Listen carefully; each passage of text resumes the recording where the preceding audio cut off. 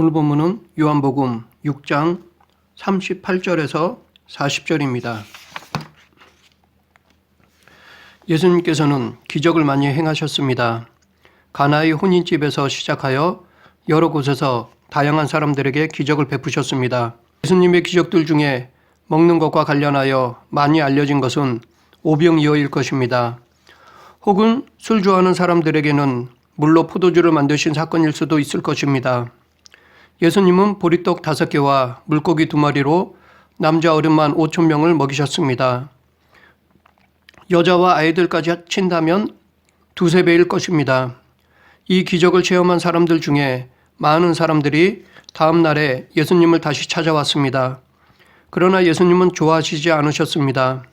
오히려 그들에게 너희가 나를 찾는 것은 표적을 본 까닭이 아니요 떡을 먹고 배부른 까닭이로다 라고 믿음 없음을 책망하셨습니다. 이처럼 아무리 큰 기적을 눈으로 보고 체험했다고 해서 믿음이 생기는 것이 아닙니다. 우리는 하나님께 능력을 받아 그 능력을 발휘하여 전도하면 잘 될 것이라고 생각합니다. 그래서 하나님께 큰 능력을 간구하기도 합니다. 사람들의 관심을 끌 수 있는 신유의 능력이나 예언의 능력 등을 구합니다. 그러나 성경에는 기적을 보고도 오히려 마음이 더 완악해지는 사람이 있음을 말하고 있습니다. 애굽의 바로 왕이 바로 그렇습니다. 그는 하나님의 기적을 10번씩이나 체험했음에도 불구하고 경외하기는커녕 더욱더 저항했습니다. 물론 기적을 통해 예수 그리스도를 영접한 사람들도 성경에 기록되어 있습니다. 하지만 그 사람들을 보면 공통점이 있는데 그것은 예수님이 그들에게 내 믿음이 너를 구원하였다라고 말씀하셨다는 것입니다. 이 말씀은 곧 그들에게는 기적 이전에 믿음이 있었다는 것입니다. 즉 예수님은 그들의 믿음을 아시고 기적을 행하신 것입니다. 한편 기적보다는 말씀만으로도 복음을 전파하는 데 충분함을 예수님이 말씀하셨는데 그것이 바로 부자와 거지 나사로 비유입니다. 이 비유에서 예수님께서는 이르되 모세와 선지자들에게 듣지 아니하면 비록 죽은 자 가운데서 살아나는 자가 있을지라도 권함을 받지 아니하리라 라고 말씀하셨습니다. 그러므로 비록 내게 특별한 능력이 없다 하더라도 말씀만 가지고 있어도 충분히 복음을 전할 수 있습니다. 왜냐하면 말씀 그 자체가 능력이기 때문입니다. 여기에 더해 우리가 순종하면 우리의 순종을 통해 말씀의 능력이 더 커집니다. 그렇기 때문에 우리는 말씀과 기도로 순종할 때 우리를 통해 성령님께서 권능을 주시고 우리를 통해 일하십니다. 그러므로 큰 능력을 구하기에 앞서 그에 합당한 삶을 사는 저와 여러분이 되어야 할 것입니다. 계속해서 먹을 것을 구하러 온 사람들에게 예수님은 요한복음 6장 27절에서 썩을 양식을 위하여 일하지 말고 영생하도록 있는 양식을 위하여 하라 라고 말씀하셨습니다. 그리고 이 양식은 인자가 너희에게 주리니 인자는 아버지 하나님께서 인치신 자니라 라고 자신이 영생의 양식임을 밝히셨습니다.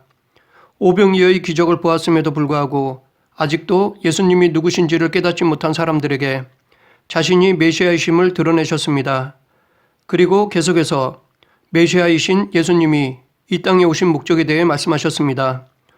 오늘 본문을 통해 예수님께서 이 땅에 오신 목적에 대해 살펴보겠습니다. 38절입니다. 내가 하늘에서 내려온 것은 내 뜻을 행하려 함이 아니요 나를 보내신 이의 뜻을 행하려 함이니라. 예수님께서 이 땅에 오신 목적을 밝히셨는데 그것은 내 뜻을 행하려 함이 아니요 나를 보내신 이의 뜻을 행하려 함입니다. 여기서 나를 보내신 이는 누구입니까? 하나님이십니다. 즉 예수님은 하나님의 뜻을 이루기 위해 이 땅에 오셨습니다. 그러므로 예수님께서 이 땅에 오셔서 행하셨던 모든 기적들이나 가르침들은 모두 하나님의 뜻을 이루기 위함이었습니다. 예수님은 이것들을 통해 자신이 존경을 받거나 권력을 얻으려고 한 것이 아니었습니다. 즉 세상에서 대접받으며 부귀영화를 누리려고 오신 것이 아니었습니다. 아마도 예수님께서 행하셨던 능력의 정도라면 얼마든지 사람들로부터 높임을 받을 수 있었을 것입니다.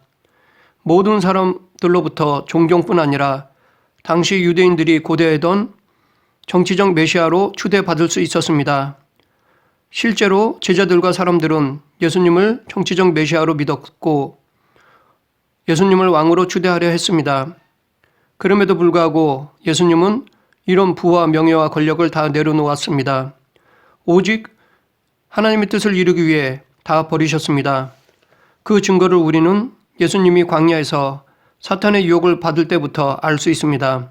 사탄은 광야에서 40일간 금식 기도를 드린 예수님을 찾아와 물질명의 권력으로 유혹했습니다. 이때 예수님은 오직 하나님의 뜻을 이루기 위해 이 유혹들을 물리치셨습니다. 이러한 사탄의 유혹은 지금 우리들에게도 있습니다. 교회 사역뿐 아니라 직장에서나 사업장에서도 이러한 유혹은 언제든지 우리를 넘어뜨리려고 숨어 있습니다. 그럴 때마다 예수님이 믿음으로 사탄의 유혹을 물리치셨듯이 우리도 믿음으로 이러한 유혹을 물리쳐야 합니다. 우리가 믿음으로 이런 유혹을 물리친다면 우리는 사역지에서, 직장에서, 사업장에서 하나님의 뜻을 온전히 이룰 수 있을 것입니다. 하나님을 기쁘게 할 수 있을 것입니다. 여기서 우리는 예수님의 겸손함을 볼 수 있습니다. 내가 하늘에서 내려온 것은 이라는 말은 성육신을 말합니다. 하늘에서 내려오셨다는 것은 그 이전에는 하늘에 계셨다는 것을 전제합니다. 하늘에 계셨다는 것은 자신이 하나님과 동등한 분이라는 것을 의미합니다. 이렇게 하나님과 동등하신 분이 인간의 몸으로 이 땅에 오셨다는 것은 최고의 겸손함이라 할 수 있습니다. 왜냐하면 창조자가 피조물처럼 낮아지셨기 때문입니다. 예수님의 성육신은 이 세상의 그 어떠한 비유로도 비교되거나 표현될 수 없는 낮아짐입니다. 이렇게 예수님은 오직 하나님의 뜻을 이루고자 하늘 영광을 내려놓고 낮아지셨습니다. 그것도 더 이상 낮아질 수 없는 최고의 낮아지심입니다. 이렇게 예수님께서는 하나님의 뜻을 이루시고자 이 땅에 오셨는데 그러면 예수님께서 이루시고자 했던 하나님의 뜻은 무엇입니까? 39절 나를 보내신 이의 뜻은 내게 주신 자 중에 내가 하나도 잃어버리지 아니하고 마지막 날에 다시 살리는 이것이니라. 첫째, 내게 주신 자 중에 하나도 잃어버리지 아니하는 것입니다. 여기서 내게 주신 자는 선택자를 말합니다. 하나님께서 구원하시고자 작정한 사람입니다. 그런데 이 선택은 어떠한 조건에 의한 것이 아닙니다. 그가 잘나서가 아니고 그의 수고나 노력으로 얻은 것도 아닙니다. 전적인 하나님의 선택에 의한 것입니다. 즉 하나님의 작정에 의한 선택된 자입니다. 이 하나님의 주권에 대해서 사도 바울은 로마서 11장 33절부터 36절에서 깊도다 하나님의 지혜와 지식이 풍성하며 그의 판단은 헤아리지 못할 것이며 그의 길은 찾지 못할 것이로다 라고 하였습니다. 즉 인간의 이성으로 하나님의 주권을 이해할 수 없다는 것입니다. 우리의 근시안적인 이성으로 처음과 끝이신 하나님의 뜻을 이해한다는 것 자체가 불가능한 것입니다. 그럼에도 만약 인간이 이것을 안다면 하나님은 인간에 종속될 것입니다. 즉 하나님이 더 이상 하나님이 아니라 인간의 신하로 인간이 하나님을 다스릴 것입니다. 이것은 죄입니다. 최초의 죄가 여기서 비롯된 것임을 잊지 말아야 할 것입니다. 이 선택은 칼빈의 5대 교리 중에 무조건적 선택에 해당되는 것입니다. 사도 바울은 에베소서 1장 5절에서 그 기쁘신 뜻대로 우리를 예정하사 예수 그리스도로 말미암아 자기의 아들들이 되게 하셨으니 라고 하였습니다. 즉 선택받은 자는 하나님의 기쁘신 뜻에 의한 것입니다. 그런데 로마서 1장 16절 17절에서는 내가 복음을 부끄러워하지 아니하노니 이 복음은 모든 믿는 자에게 구원을 주시는 하나님의 능력이 됨이라 먼저는 유대인에게요 그리고 헬라인에게로다 라고 말하고 있습니다.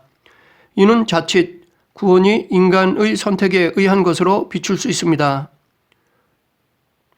그러나 여기서 말하는 믿음은 인간의 의지로 만들어내는 것이 아닙니다. 여기서 말하는 믿음은 선택받았다는 증거입니다. 즉 선택받았는지의 증거는 그가 보이는 믿음이라는 것이지 믿었기 때문에 구원받은 것이 아니라는 것입니다. 그러므로 믿음이 구원의 원인이 아니라 선택받음의 결과로 나타나는 증거입니다. 또한 내가 하나도 잃어버리지 아니하고 라는 예수님의 말씀은 칼빈의 5대 교리 중에 성도의 견인에 해당됩니다. 이 말씀은 하나님께 선택받은 자는 중간에 구원을 잃어버리지 않고 결국 구원을 받는다는 것입니다. 이에 대한 성경적 근거는 마태복음 18장 12절부터 14절. 너희 생각에는 어떠하냐? 만일 어떤 사람이 양 100마리가 있는데 그 중 하나가 길을 잃었으면 그 99마리를 산에 두고 가서 길을 잃은 양을 찾지 않겠느냐? 진실로 너에게 이르노니 만일 찾으면 길을 잃지 아니한 99마리보다 이것을 더 기뻐하리라. 이와 같이 이 작은 자 중에 하나라도 잃은 것은 하늘에 계신 너희 아버지의 뜻이 아니니라 입니다. 이처럼 예수님은 하나님께서 선택하신 자를 하나도 잃어버림 없이 다 구원해 주시기 위해 이 땅에 오셨습니다. 그리고 그것을 다 이루셨기에 지금 우리들에게도 이루어지고 있고 앞으로도 마지막 때까지 이루실 것입니다. 계속해서 예수님께서 이루시고자 했던 하나님의 뜻은 40절, 내 아버지의 뜻은 아들을 보고 믿는 자마다 영생을 얻는 이것이니 마지막 날에 내가 이를 다시 살리리라 하시니라. 둘째, 아들을 보고 믿는 자마다 영생을 얻는 것입니다. 여기서 아들을 보고 믿는 자는 위에서 말한 선택받은 자를 의미합니다. 그러하기에 구원은 이렇게 선택된 자에 한해서만 받습니다. 이것은 칼빈의 5대 교리 중에 제한적 속죄에 해당되는 것입니다. 이는 하나님께서 구원하시고자 선택한 자는 구원받고 그렇지 않은 자, 즉 유기된 자는 구원받지 못한다는 것입니다. 이에 대한 증거도 성경에서 찾아볼 수 있습니다. 이로 말미암아 그는 새 언약의 중보자시니 이는 첫 언약 때에 범한 죄에서 속량하려고 주구사 부르심을 입은 자로 하여금 영원한 기업의 약속을 얻게 하려 하심이라. 하나님의 전적인 은혜로 선택받은 자는 하나님께 감사해야 합니다. 아니 감사할 수밖에 없습니다. 나의 어떤 공적이나 수고로 된 것이 아니기에 더더욱 감사해야 합니다. 그런데 혹 선택과 유기를 오해하여 구원받지 못한 것을 하나님의 책임으로 돌리려 해서는 안 됩니다. 하나님을 불의한 분으로 여겨서는 안 됩니다. 그 사람이 구원받지 못한 것은 철저한 인간의 죄 때문입니다. 그럼에도 불구하고 이 선택과 유기를 비유로 설명한다면 배가 파손하여 많은 사람들이 물에 빠졌습니다. 그런데 지나가던 수영을 잘하는 사람이 그 중에 10명을 살렸습니다. 그것을 본 사람들이 그 사람에게 왜 10명만 살리냐고, 다른 사람들은 왜 죽게 했냐고 비판할 수 없듯이 하나님의 선택에 대해 비판할 수 없습니다. 다른 사람이 아니고 왜 이 10명을 선택했냐라고 그 사람을 책망할 수 없는 것과 같이 선택과 유기에 대해 불만을 가질 수 없습니다. 또한 고아원에 있는 아이들 중에 양자를 삼고자 찾아온 부자가 있었습니다. 그는 이 양자를 잘 키워 자기의 후계자로 삼고 자기의 전 재산을 다 주고자 했습니다.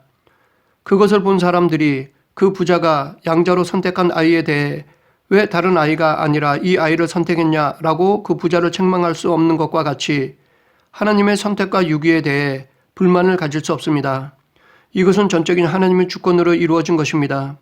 그러하기에 여기에 더 이상 인간은 이의를 제기할 수 없습니다. 또한 불신자 편에서 보면 지금 불신자들은 모두 자기가 믿기 싫어서 예수님을 안 믿는 것이지 누구의 강요에 의해 예수님을 안 믿는 것이 아닙니다. 철저히 자기의 자유의지에 의한 것입니다.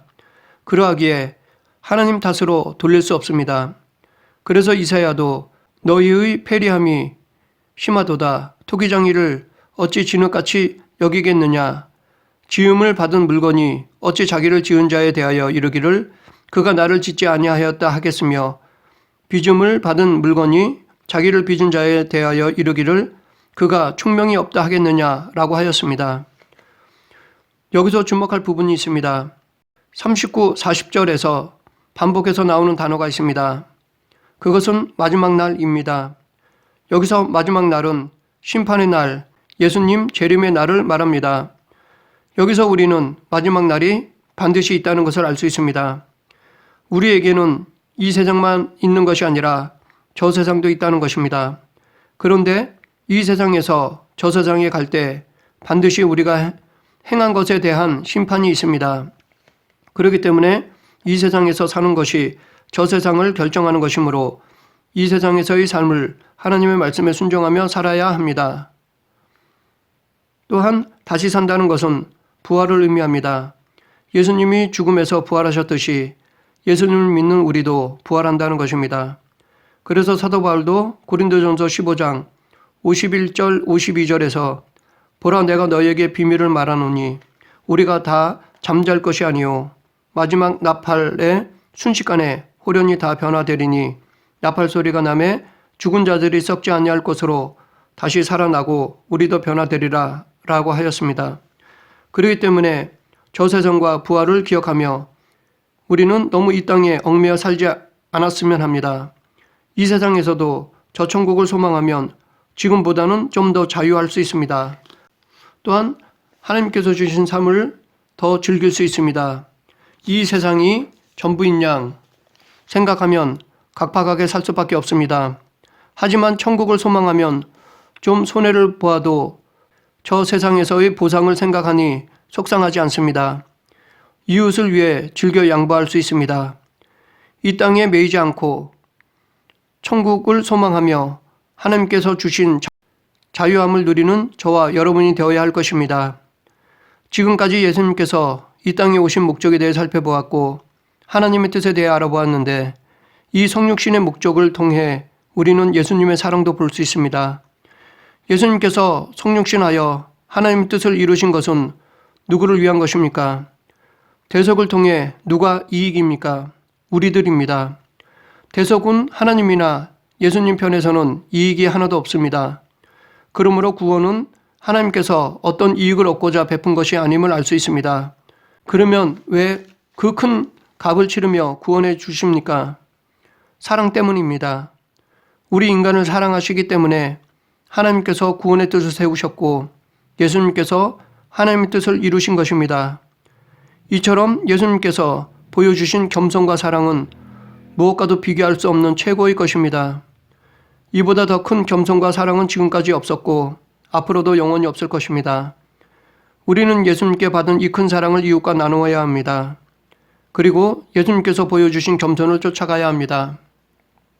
우리 모두 예수님을 본받는 성도가 되어야 할 것입니다. 말씀을 정리하겠습니다. 예수님이 이 땅에 오신 목적은 하나님의 뜻을 이루기 위해서입니다. 그 하나님의 뜻은 첫째, 선택된 자 중에 하나도 잃어버리지 아니하고 마지막 날에 다시 살리는 것입니다. 둘째, 아들을 보고 믿는 자마다 영생을 얻게 하는 것입니다. 이 하나님의 뜻을 이루기 위해 예수님은 모든 것을 내려놓았습니다. 예수님은 겸손과 사랑으로 우리의 대속을 이루셨습니다. 그렇기 때문에 우리도 예수님께서 보여주신 겸손과 사랑을 드러내야 할 것입니다. 예수님께 받은 겸손과 사랑을 남들과 함께 나누는 저와 여러분이 되길 간절히 축원합니다. 기도하겠습니다. 사랑과 은혜가 풍성하신 하나님 아버지, 예수님께서는 모든 것을 버리면서까지 우리를 사랑해 주셨듯이 우리도 받은 그 사랑을 나누게 하여 주시옵소서. 아직 구원받지 못한 영혼들을 위해 열심히 일하는 성도가 되어 하나님의 기쁨이 되기를 원하오니 저희들을 사용하여 주시옵소서. 예수님 이름으로 기도드립니다. 아멘.